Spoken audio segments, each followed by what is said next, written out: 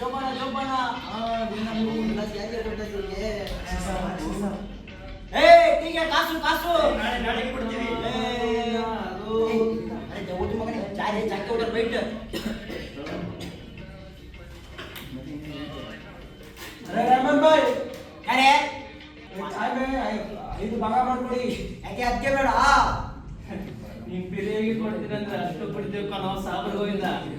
ಕೇಳಿಸ್ಕೊಂಡ ಸುಬೇದ ಗೋವಿಂದ ಬೈಗೆ 10 ಟೀಗೆ ಪಿರಿಯಾಗಿ ಕೊಟ್ಬಿಡ್ಬೇಕಂತೆ ಫ್ರೀಯಾಗಿ ಕೊಡೋದಕ್ಕೆ ನಿಮ್ಮ ಮಕ್ಕದ ಒಂದೇ ಕೇಳಿಸ್ಕೊಂಡ ಏನು ಗೋವಿಂದ? ನಮ್ದು ಸುಬೇದ ನಿಮ್ಗೆ ಥೂ ಅಂದದ್ದು ನಮ್ದು ಗೋವಿಂದ ಹೊಸ್ಕೊಂಡ ಬಿಡಿ. ಏನೋ ರೆಹಮಾನ್, ಏನು ಸಮಾಚಾರ? ಜುಬೇದ ಅವರು ಗೋವಿಂದ ಬಗ್ಗೆ ಥೂ ಅಂತ ಊದ್ಬಿಟ್ರು.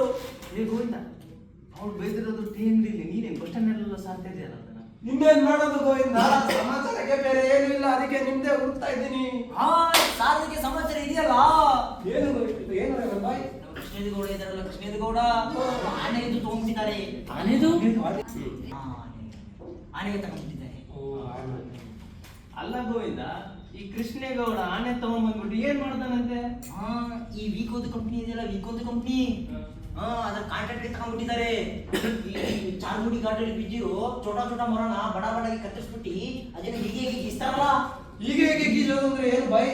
ಬೆಂಕಿದು ಪಟ್ನ ಬೆಂಕಿದು ಪಟ್ಟಣದ ಮಾಡೋದು ಕಾಂಟ್ರಾಕ್ಟ್ ತಗೊಂಡ್ಬಿಟ್ಟಿದ್ದಾರೆ ಈ ಪಾತಾಳದಲ್ಲಿ ಬಿದ್ದಿರೋ ಬಡ ಬಡ ಮರನ ಲಾರಿ ಗಂಟ ಸಾಗಿಸೋಕೆ ಹಾನಿಗೆ ತಂದು ಬಿಟ್ಟಿದ್ದಾರೆ ಅಲ್ಲ ಗೋವಿಂದ, ಈ ಕೃಷ್ಣೇಗೌಡ ಬೇಡದವರು ಕೆಲಸಕ್ಕೆಲ್ಲ ಕೈ ಹಾಕಿ ಹಣ ಕಳ್ಕೊಂಡ.